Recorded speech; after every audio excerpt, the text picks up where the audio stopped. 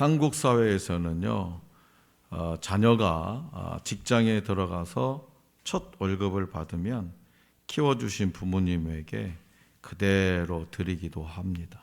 이는 부모님의 희생과 사랑에 대한 감사의 표현으로 그동안의 노고에 보답하는 마음을 전하는 거죠. 그래서 자녀는 부모님께 재원아, 잘 들어. 너 자녀잖아. 그래서 자녀는 부모님께 첫 월급 봉투를 이렇게 건네면서 어머니 아버지 지금까지 키워주셔서 감사합니다 라고 말씀을 드리죠. 그러면 그 봉투를 받은 부모님들은 대체적으로 막 눈시울을 붉히면서 아이고 얘야, 네가 더 필요할 텐데 네가 한 달 동안 고생한 것을 왜 나를 주느냐 라고 하면서 막 되돌려 주기도 하죠. 그러니까 이 과정에서 가족 간의 사랑과 감사가 더 깊어지고 서로의 마음을 확인하게 되죠. 그러니까 이처럼 우리의 관계는요, 받은 사랑에 감사하고 그에 응답함으로써 더 풍성해집니다. 마찬가지로 하나님이 저와 여러분들에게 베푸신 은혜에 감사하면서 우리의 첫 열매와 삶을 드리는 것은 신앙인의 자세예요. 지난주 수요일 날, 아니 이번 주 수요일에 제가 이제 극동방송 아침 예배를 드리고 바로 일빛교회 장 목사님 교회라서 차 한잔 하려고 갔어요. 갔더니 수박을 한 덩이를 딱 있더라고요. 이 5월 달에 뭔 수박이요? 그랬더니 권사님이 수박 하우스 농사를 짓는데 첫 열매라고 해서 딱 이렇게 목사님께 갖고 왔다는 거예요. 첫 열매라고. 우리 교회는 농사 짓는 분들이 없어가지고 지금까지 제 기억으로는 그런 일이 한 번도 없는 것 같아요. 네. 그런 마음들을 가지고 있다는 거예요. 이 첫 열매를 하나님 앞에 목사님 드린 게 아니라 하나님 앞에 감사함으로 드리게 되는 거죠. 이것이 바로 뭐다? 신앙인의 자세예요. 이는 단순한 의무가 아닙니다. 하나님의 사랑에 대한 성도로서의 자연스러운 응답이에요. 내게 베풀으신 은혜에 대한 응답이죠. 그래서 하나님과 우리의 관계를 더 깊게 만들어주고 믿음으로 남은 것을 맡기며 감사와 예배의 태도로 살아가는 삶입니다. 그렇다면 여러분들의 삶에서 하나님께 드릴 첫 열매는 무엇입니까? 오늘 우리에게 주신 본문 말씀은 레위인이 이스라엘의 초태생, 처음 태어난 것, 이 초태생을 대신해서 하나님께 봉사자로 거룩하게 구별되는 과정을 설명합니다. 하나님은 레위인을 성막 봉사자로 구별하신 근거를 설명해 주시죠. 레위인은 여호와 앞에 요제로 드려졌으나 살아있는 제물로 아론과 제사장들에게 주어져서 회막에서 성막에서 봉사했습니다. 당시 레위인은 정치적, 문화적으로 이스라엘 공동체 내에서 특별한 지위를 차지했습니다. 그들은 회막과 성전 봉사를 통해서 이스라엘의 신앙과 문화의 중심을 유지하는 역할을 했죠. 거룩하게 구별한다라는 표현은 단순한 종교적인 의식이 아니라 하나님과의 언약, 이 약속 관계를 의미합니다. 그러니까 신학적으로 레위인의 역할은 하나님과 이스라엘 백성 사이의 중재자로 제사장 직분의 전조이자 예표로 이해됩니다. 레위인의 구별됨은 이스라엘이 거룩한 민족으로서 하나님과 언약 관계를 유지하기 위한 핵심 요소입니다. 자, 그래서 히브리서는 예수 그리스도가 영원한 대제사장으로서 하나님과 인간 사이를 중재한 것으로 기록하고 있죠. 그러니까 예수님이 하나님께 나아가는 길을 열어 주셨기 때문입니다. 나아가서 모든 성도가, 오늘 저와 여러분들을 포함한 이 땅의 모든 성도가 왕같은 제사장들이요 거룩한 나라요 그의 소유된 백성이라는 이 베드로의 메시지는요, 레위인의 역할과 신분이 예수 그리스도인에서, 그러니까 구약 시대에서는 레위인의 역할과 신분이 이제 신약 세대는 예수 그리스도인에서 오늘날 신앙 공동체 전체로 확장되었음을 이사하죠. 그러니까 저와 여러분들을 통해서 아직도 믿지 않는 영혼이 하나님께 나아갈 수 있는 길이 열려져 있다, 이겁니다. 저와 여러분들을 통해서, 먼저 믿은 저와 여러분들을 통해서.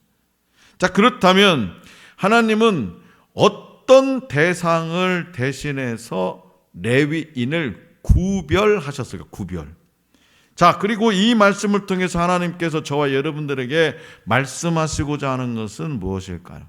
이 시간 하나님의 음성에 귀 기울여 볼 수 있기를 원합니다. 자, 본문 말씀 16절입니다. 다 같이 받들겠습니다. 16절 시작. 그들은 이스라엘 자손 중에서 내게 온전히 드린 바 된 자라. 이스라엘 자손 중 모든 초태생 곧 모든 처음 태어난 자 대신 내가 그들을 취하였나니. 아멘. 여기서 하나님은 레위인을 내게 온전히 드린 바 된 자라고 말씀하십니다. 레위인을 내게 온전히 드린 바 된 자. 그러니까 온전히 드림이라는 말은 히브리어로 완전히 들어 올려 바쳐진 자라는 뜻입니다. 그러니까 아낌없이 바쳐진 자가 누구다? 레위인이에요. 즉 그들은 내가 아닌 거지. 뭐예요? 내가 하나님의 소유라는 겁니다.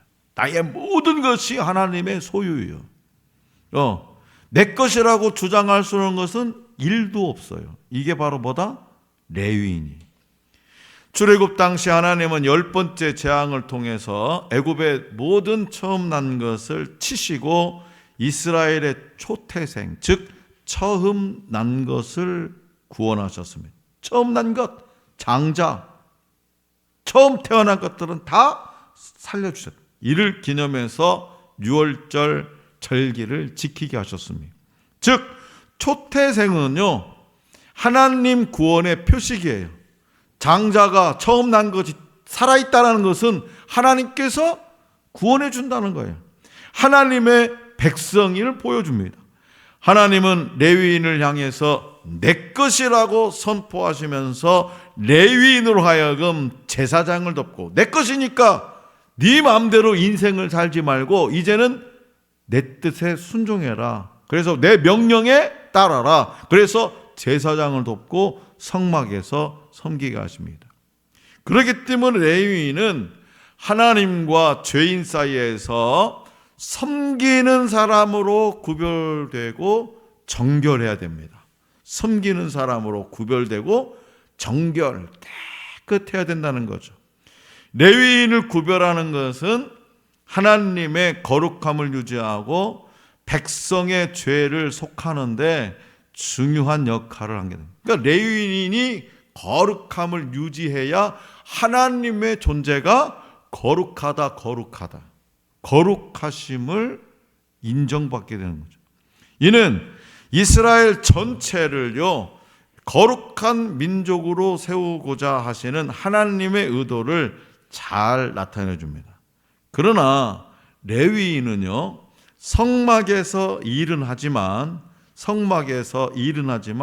아론 가문에게 독점된 제사장 직분은 갖지 못했다라는 것. 이렇게 구약시대 성도들은, 그러니까 제사장은 아니라는 거죠. 레위인 중에서 아론 가문만 제사장을 임직했다는 거예요. 그러니까 일반적인 레위인들은 뭐요? 그 제사장을 돕는 역할을 했다는 거예요. 그래서 이렇게 구약시대 성도들은 레위인과 제사장의 도움으로 제사를 드렸고 신약시대 성도들은 스스로 완전한 제물이 되신 예수 그리스도를 통해서 하나님께 나아갑니다. 그 예수 그리스도의 십자가 보혈의 피가 아니었다면 우리도 지금 내 마음대로 지금 내가 막 얼굴 들이밀고 하나님을 만나러 온다? 이건 상상할 수 없는 일입니다. 죽임을 당하게 되죠. 죽임을. 그래서 모든 피조물보다 먼저 나신 분이자 많은 형제 중에 맏아들이신 예수 그리스도는 온 인류를 구원하시는 하나님의 구원 계획을 보여줍니다. 자, 그렇다면 교회와 가정과 일터 등 공동체에서, 학교 등 이 공동체에서 여러분들에게 주어진 역할을 사람이 아니라 하나님이 맡기신 것으로 여길 때 여러분들의 태도는 어떻게 달라질 수 있을까요? 예를 들어서 우리 서동원 장로님이 SGC 대표 이사님이 팀장으로 이렇게 딱 사령장을 준 것이 아니라 하나님께서 준 것이라고 여긴다면 어떻게 태도가 달라질 거냐 이 말이에요.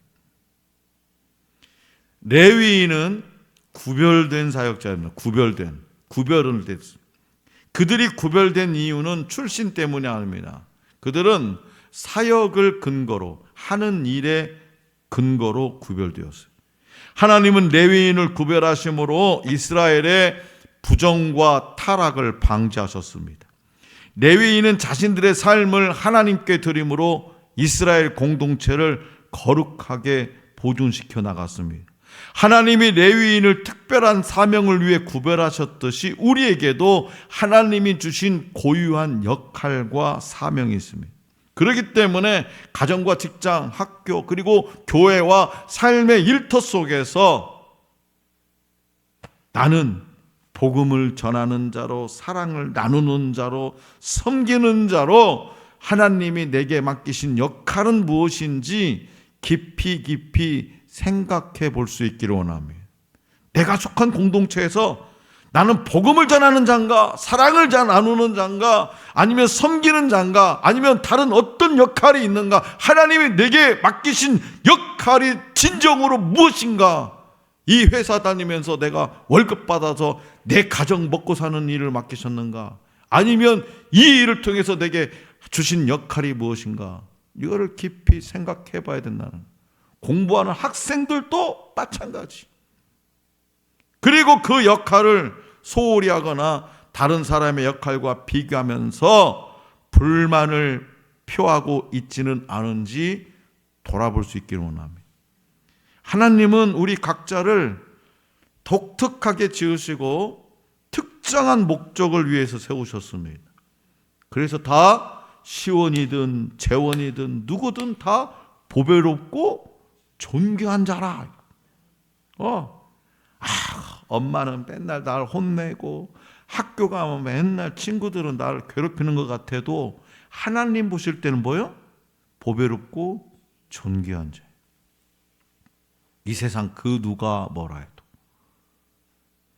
자, 그래서 레위인이 이스라엘 백성을 위한 속죄와 봉사의 일꾼 역할을 맡았던 것처럼 오늘 저와 여러분들 역시 이 시대에 다른 이들을 섬기고 구원으로 이끌기 위해서 다른 사람들보다 먼저 부름을 받았어요.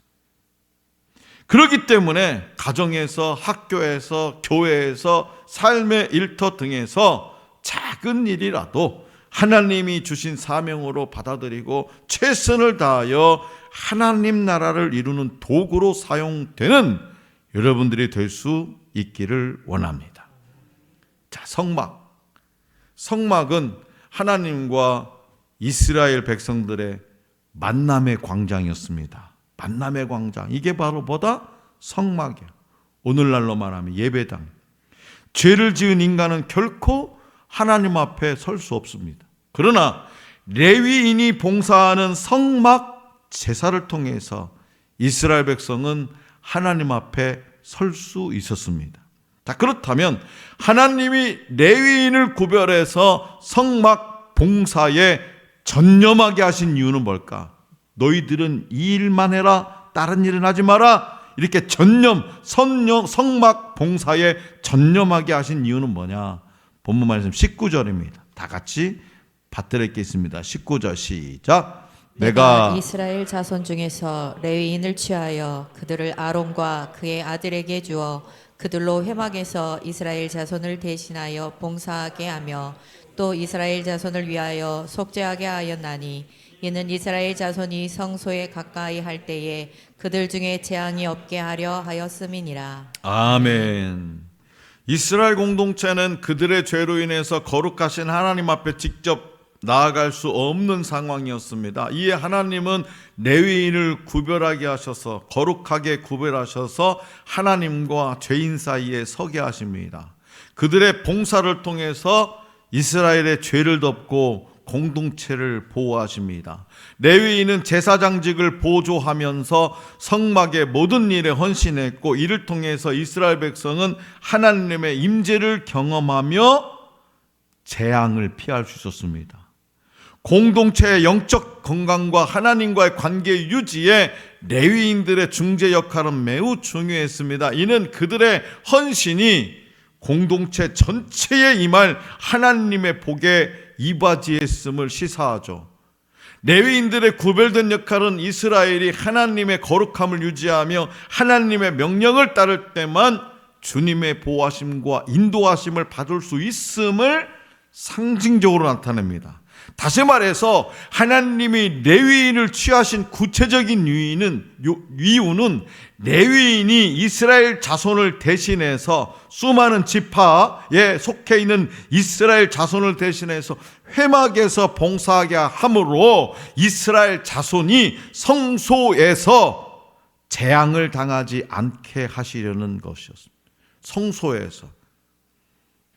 따라서 레위인으로 백성을 대신하게 한 것은 하나님의 지혜요 배려였습니다. 만약 레위인이 백성을 대신하지 않는다면 모든 이스라엘 자손은 직접 성막에 나와서 성막의 일을 해야 했을 겁니다.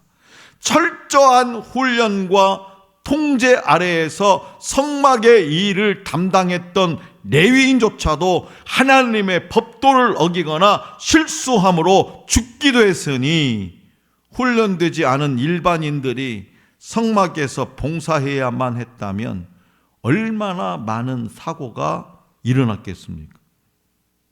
그만큼 일반인들이 하나님을 만나는다는 것은요, 목숨을 걸고 만나야 되는 거예요. 근데 오늘날에는 그냥 어서 좀 와주세요 하니까 오히려 자기가 하나님 돼서 나 뭐 바빠도 못 가.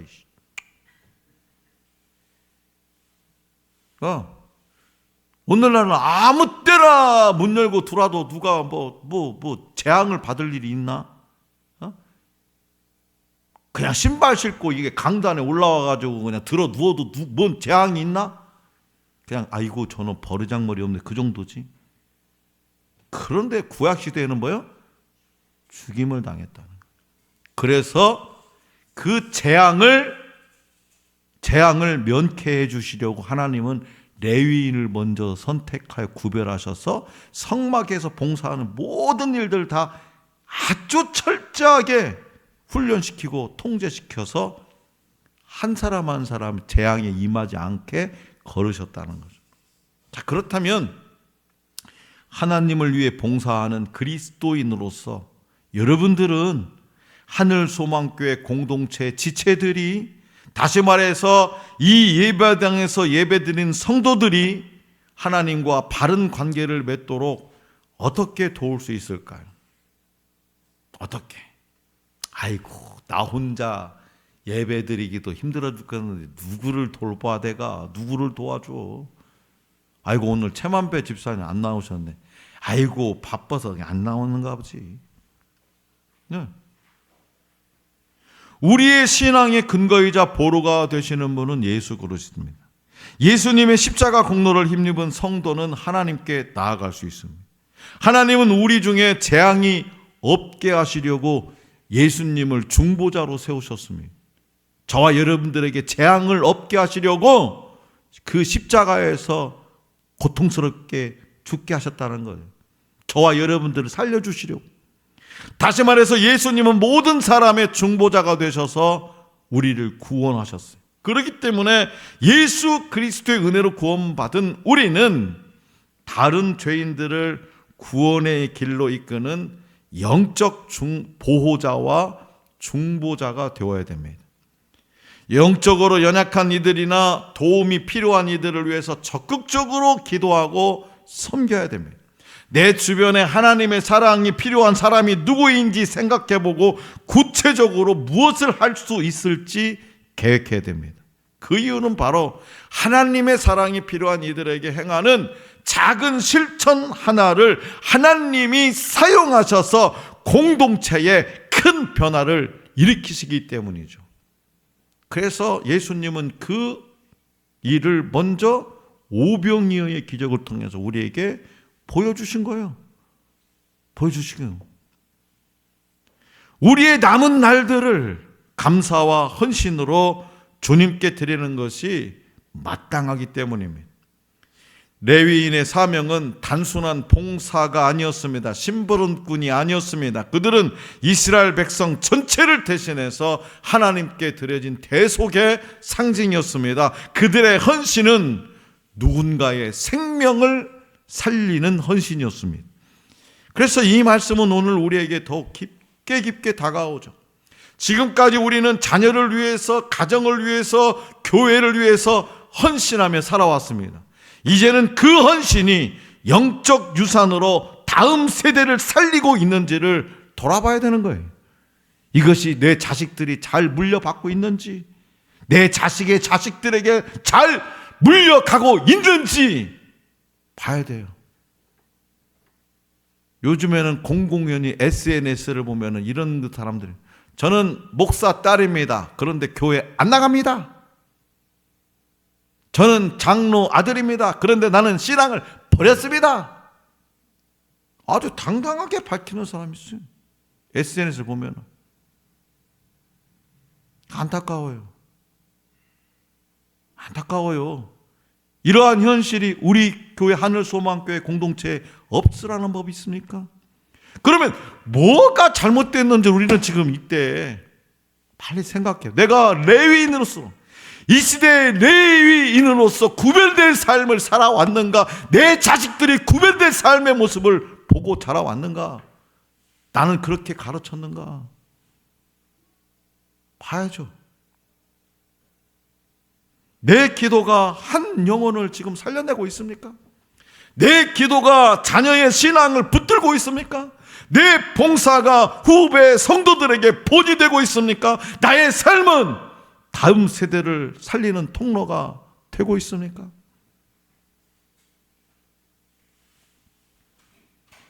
엄마의 일기가 하늘에 닿으면이라는 책을 보면 저자 이화정 목사는 교통사고로 어머니가 병원에 입원해 계시는 동안 그 어머니가 30년 동안 쓰신 38권의 일기장을 발견합니다. 가난한 가정에서 자란 어머니는 결혼 이후에도 가난을 떨치지 못했어요. 죽으라고 그냥 발버둥 치는데 그 가난이 떨쳐지지 않는 거예요. 그러다가 시골 섬에서 우연히 울려 퍼지는 교회 종소리를 듣고는 교회에 나가게 되었고 하나님을 만났어요. 그 뒤에 밤마다 기도를 일기 형식으로 기록합니다.